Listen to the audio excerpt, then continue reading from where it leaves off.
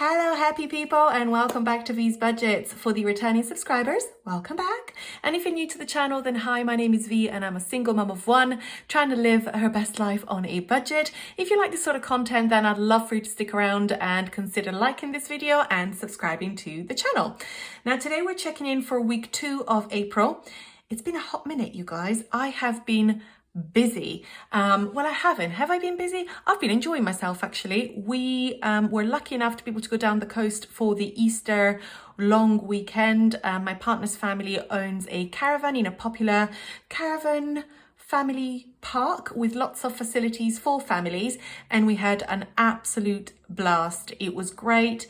The kids loved it. My partner's little boy was also there. Clara was there. It was just fantastic. The weather was fabulous. I mean, let's talk about the weather for a minute. Can we be British? Can we just be British for a second and just say, how amazing was the weather last weekend? Wow, yes. So we had lots of fun, and we'll go through how that has impacted the finances. Yes, without further ado, let's get into it. Now, before we actually get into the finance bit, I wanted to show you my new setup. I mean, it's nothing to be like, ooh, about, but if you've been watching my previous videos or follow my Instagram stories, then you'll know that I used to use a Rocketbook, which I loved.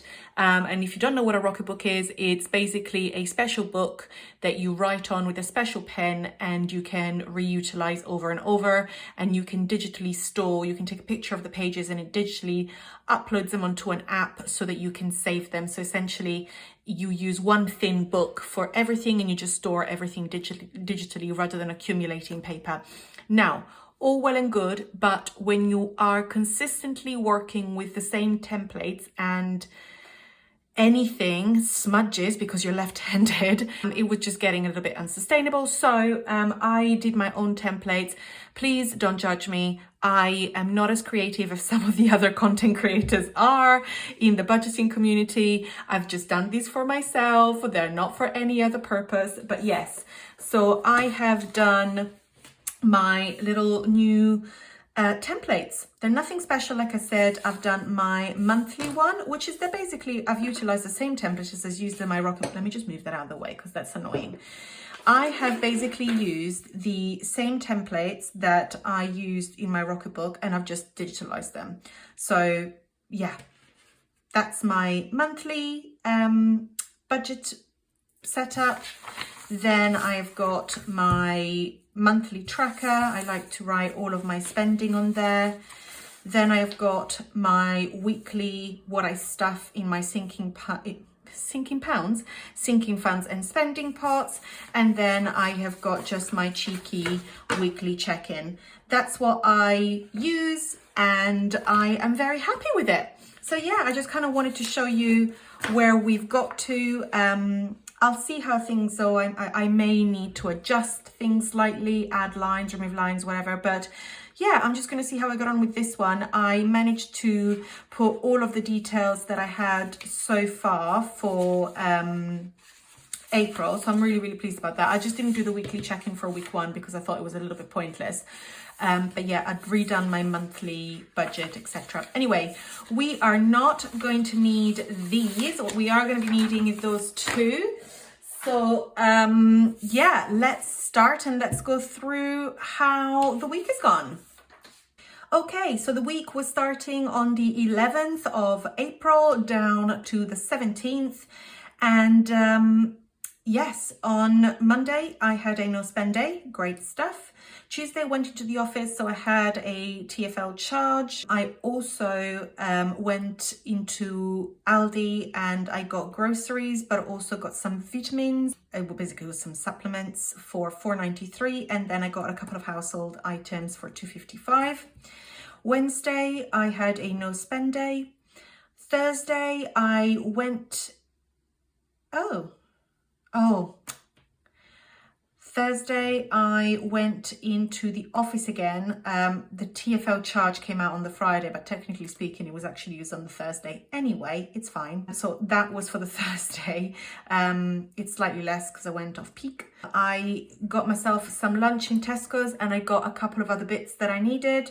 And then I paid £85 for my dentist visit. It hasn't happened yet. I needed to prepay. Basically, I changed my dentist. Because the old dentist I used to use has moved in a really awkward location and I can't drive and park there anymore. So I was like, no, I'm not doing that. It's just a hassle. Plus, to be honest, I hadn't gone back since the pandemic. Ouch. I used to go to the hygienist like 2-3 times a year, very rigorous with my checkups, and guys, I hadn't gone. I'm ashamed to say, but it is what it is. I am going back, but because I'm a new client, it's a new client visit before I can actually go to the hygienist. Saying that, I do have dental. I pay for dental via my company. It won't cover the full amount of what I'm going to be spending, but I will have some money back.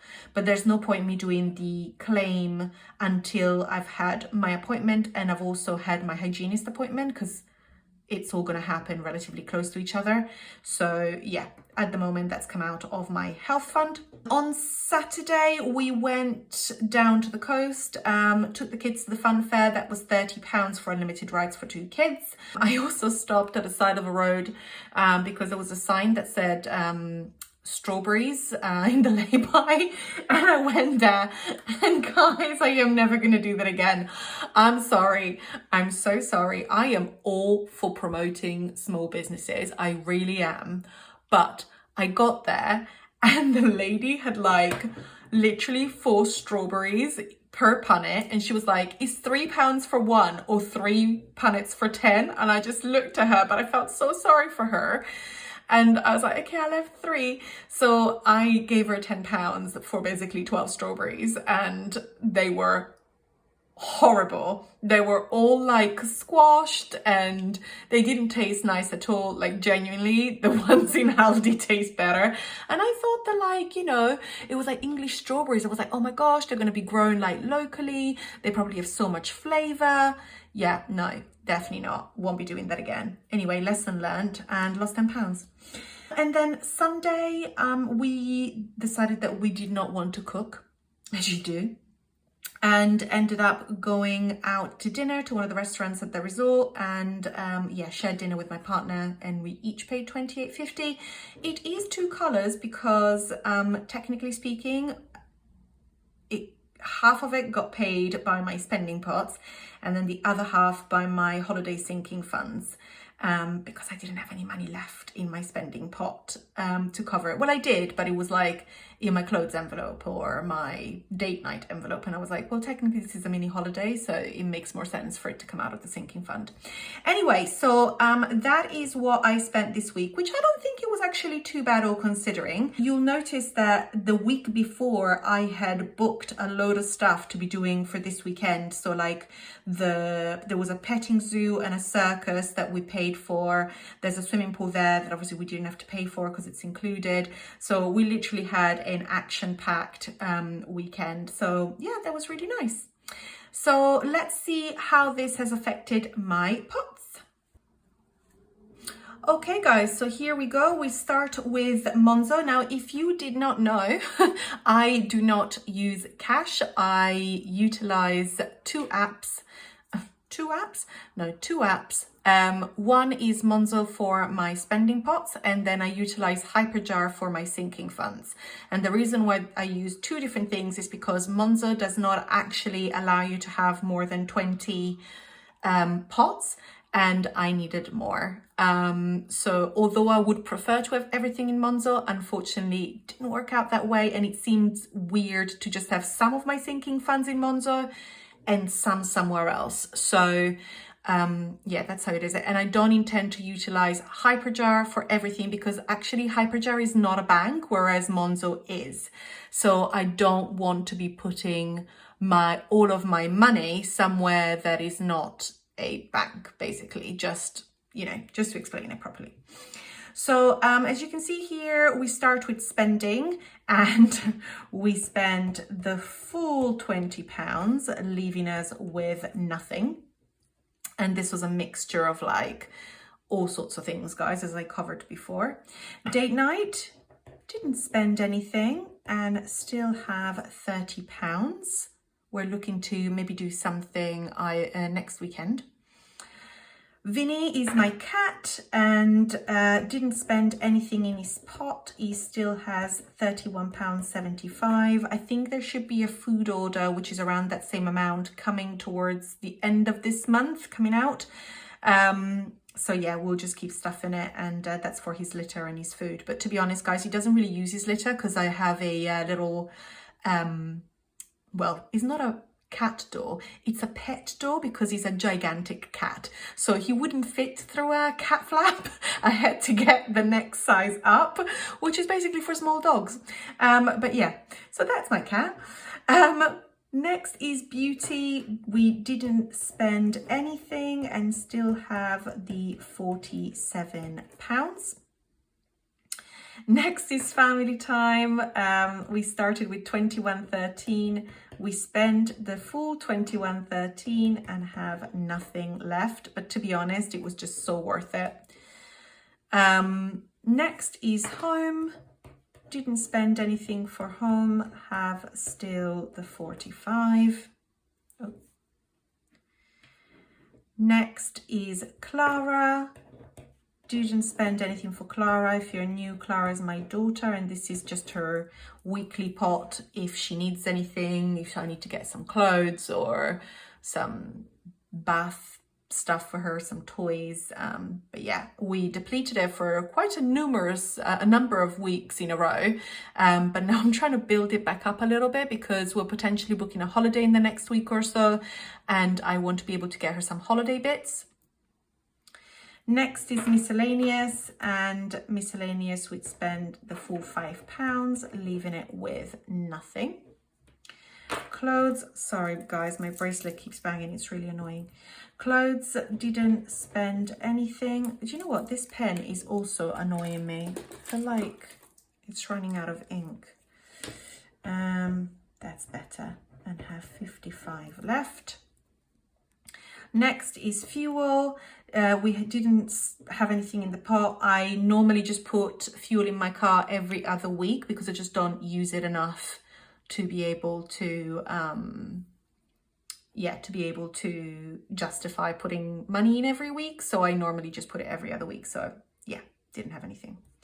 Groceries, we spent the full 45, leaving it with 0. Household, we started with 10, spend 2.55 and have 7.45 left.